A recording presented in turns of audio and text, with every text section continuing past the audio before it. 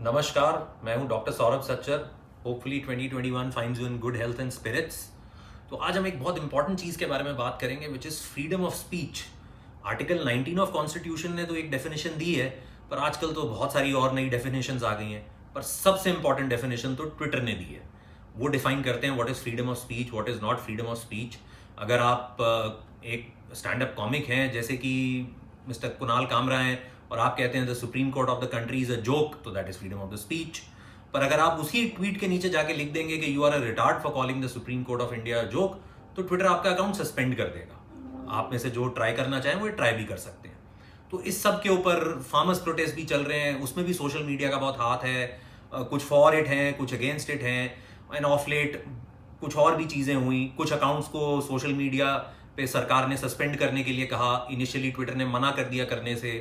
कुछ को फिर उन्होंने बिलेटेडली किया, और इस सब में उन्होंने सोचा चलिए बहती गंगा में हाथ धो लें। तो कुछ जो उनकी आइडियोलॉजी से मेल नहीं खाते थे उनको उन्होंने खुद सस्पेंड कर दिया, और वो अकाउंट शायद और ज़्यादा थे। तो इस सब के बारे में थोड़ा सा हमें समझने की जरूरत है, और इसके बारे में क्या करना है, क्योंकि ये बहुत इंपॉर्टेंट टॉपिक है और शायद हम में से काफ़ी सारे लोग इसको समझ नहीं पाए। तो पहली बात तो ये, आपको एक एग्जांपल दूं मैं छोटा सा। आपने सुना होगा कि 2016 में यूएस इलेक्शन में काफ़ी इंटरफेरेंस के एलिगेशंस लगे फॉरेन कंट्रीज के, और काफ़ी हद तक ये साबित भी हुए। और इसमें सोशल मीडिया का बहुत बड़ा हाथ था। तो जो समझते हैं कि social media is an innocuous thing, this is a very powerful thing now. Social media trends चलाता है, सोशल मीडिया पॉलिटिकल नैरेटिव्स बनाता है, social media has the power to actually influence elections. Social media, अगर आप उनसे mail खाते हो उनकी बात से, तो वो आपको रातों रात स्टार बनाता है, आपको पब्लिक लाइफ में ले आता है। और अगर आप उनकी बात से मेल ना खाते हो तो आपको डिस्क्रेडिट करता है, आपका अकाउंट सस्पेंड कर सकता है, आपके डिटेल्स लीक कर सकता है, आपको हरास कर सकता है, बहुत कुछ कर सकता है। तो पहले तो ये सोशल मीडिया है क्या। Now social media says that we are just a medium through which people express themselves. इससे ज्यादा हमारा कोई रोल नहीं है। और जहां तक इनके लिए एक लीगल फ्रेमवर्क है, तो there is something known as the IT act of 2000। Now उसमें आप बहुत सारे लोगों ने सुना होगा सेक्शन 66, जहां पे सरकार को अथॉरिटी होती है कुछ चीजें सेंसर करने की। सरकार जो कि एक elected government of the day होती है, which has been elected and put in place by popular mandate, उनकी एक लीगल अथॉरिटी होती है। Act is something which has been passed in parliament. उसके बेसिस पे वो आपके ट्वीट्स या आपके अकाउंट सस्पेंड करवा सकती है, और उसके लिए वो एक ऑर्डर जारी करते हैं। Government of the day order जारी करती है इन कंपनीज को। एक सरकारी अफसर उस ऑर्डर को साइन करता है कि भाई आप इस रीजन से इस अकाउंट को सस्पेंड करिए। और जैसे कि बाकी सरकार के डिसीजंस होते हैं, every act of the government can be challenged in a court of law. आप अपील कर सकते हैं उसके खिलाफ। इस एक्ट के अंदर एक सेक्शन है which is known as section 79, जो कि ये कहता है कि इंटरनेट की जो कंपनीज है, सोशल मीडिया कंपनीज हैं, अगर वो एक किसी कंटेंट से अवगत होती हैं, रूबरू होती हैं, चाहे वो किसी ने उनको बताया हो या खुद से हुए हो, और वो ऐसा अकाउंट हो जो कि पोर्नोग्राफिक कंटेंट प्रमोट कर रहा हो, फ्रॉड प्रमोट कर रहा हो, गैम्बलिंग प्रमोट कर रहा हो, हरासमेंट प्रमोट कर रहा हो, एंटी नेशनल एक्टिविटीज कर रहा हो, तो उनको उस अकाउंट को उस ट्वीट को या उस कंटेंट को या उस अकाउंट को सस्पेंड करना है। मगर एग्जैक्टली डिफाइन नहीं किया कि for example what constitutes harassment और व्हाट कॉन्स्टिट्यूट्स अब्यूजिव बिहेवियर। क्या किसी को बोलना आप बकवास कर रहे हैं ये अब्यूजिव बिहेवियर है, या गाली देना अब्यूजिव बिहेवियर है, क्या नहीं है, इसके बारे में कुछ नहीं है। तो बेसिकली क्या हुआ है, ये सारी social media companies have gotten a lot of authority. अब इनमें से 3-4 लोग ये अपने बिठा लेते हैं, जिसको ना आप पहचानते हैं ना हम पहचानते हैं। मोस्ट ऑफ द टाइम सरकार तक नहीं पहचानती है कि कौन लोग हैं। वो डिसाइड करते हैं कि कंटेंट को रहने देना है या हटाना है। हो सकता है उनके पॉलिटिकल आइडिया से वो कंटेंट मेल ना खाती हो, तो वो कंटेंट हटा दी जाती है। और अगर वो उनके पॉलिटिकल आइडिया से मेल खाती है, तो उस कंटेंट को प्रमोट किया जाता है। Therefore, as you can understand, there is a lot of potential of abuse in this section which needs to be dealt with. The second thing is about intellectual property rights. For example, आप एक book लिखते हैं जो सरकार जिसको मानती है कि ये बुक ठीक नहीं है। जैसे सलमान रश्दी ने लिखी थी द सैटेनिक वर्सेस, और उसको तब की जो सरकार थी, लिबरल सरकार, उसने कहा कि नहीं भाई ये ठीक नहीं है, इसको बैन कर देते हैं, आप ये बुक हमारे यहाँ हिंदुस्तान में नहीं बेचेंगे। लेकिन जो डेटा था उसका, जो पूरे कंटेंट था, वो तो ऑथर के पास रहा। उससे होता ये है कि आप उसको कहीं बेच नहीं सकते बस। और ये ऑर्डर सरकार पास करती है, आप इसको कोर्ट में चैलेंज कर सकते हैं, कोई पब्लिशिंग हाउस इस ऑर्डर को नहीं पास कर सकता। लेकिन इस केस में ये हो रहा है कि जो मीडियम है वो डिसाइड कर रहा है, इसमें सरकार की कोई इन्वॉल्वमेंट ही नहीं है।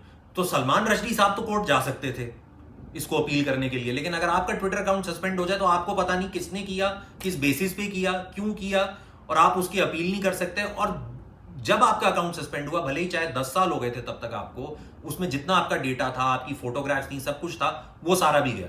Now intellectual property as per government of India and legislations in our country has been defined as intangible creations of the human mind, whether they are photographs, whether they are music, whether it is any content which has been put out on social media, जो आपके interactions थे, that is all a part of your intellectual property.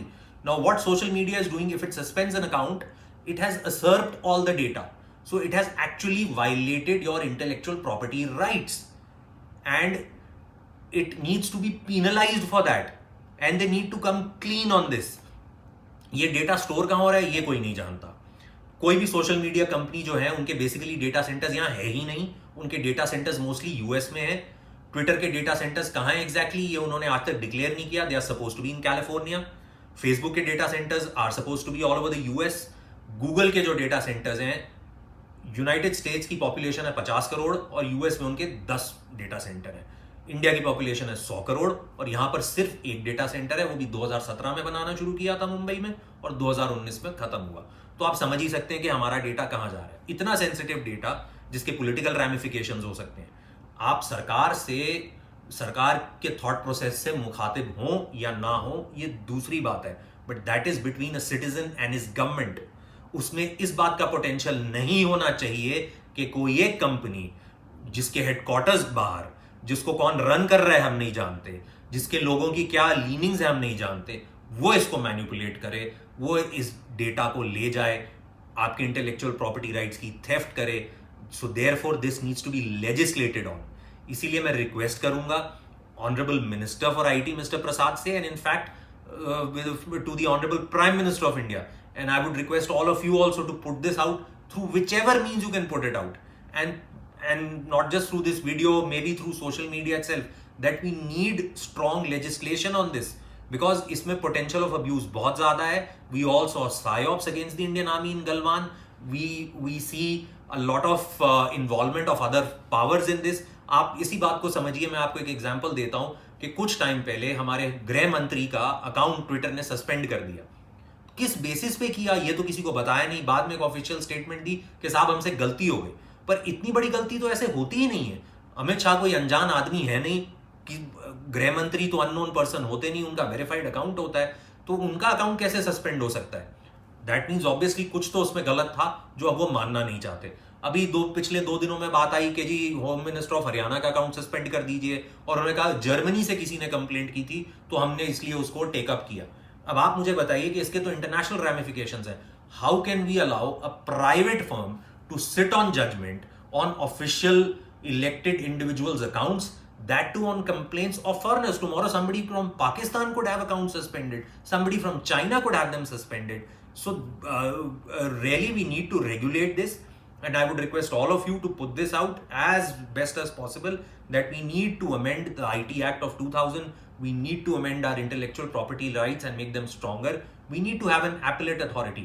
अगर आप RTI Act के under एक application लगाते हैं और आपको इन्फॉर्मेशन नहीं मिलती, आप उसके खिलाफ अपील कर सकते हैं, और वो एपेलेट अथॉरिटी डिसाइड करती है कि जो उन्होंने किया वो ठीक किया है गलत। Similarly as far as social media goes, इसकी प्रॉपर एक अथॉरिटी होनी चाहिए under relevant provisions of the IT act. वो बननी चाहिए, ओपन होनी चाहिए, ओपेक नहीं होनी चाहिए। सबको पता होना चाहिए कौन है उसमें, चाहे लीडर ऑफ ऑपोजिशन और प्राइम मिनिस्टर मिलकर नॉमिनेट करें लोग, but they should be people of high repute and neutrality, and they should be Indians as far as Indian accounts are concerned, and so that all of us know what is happening.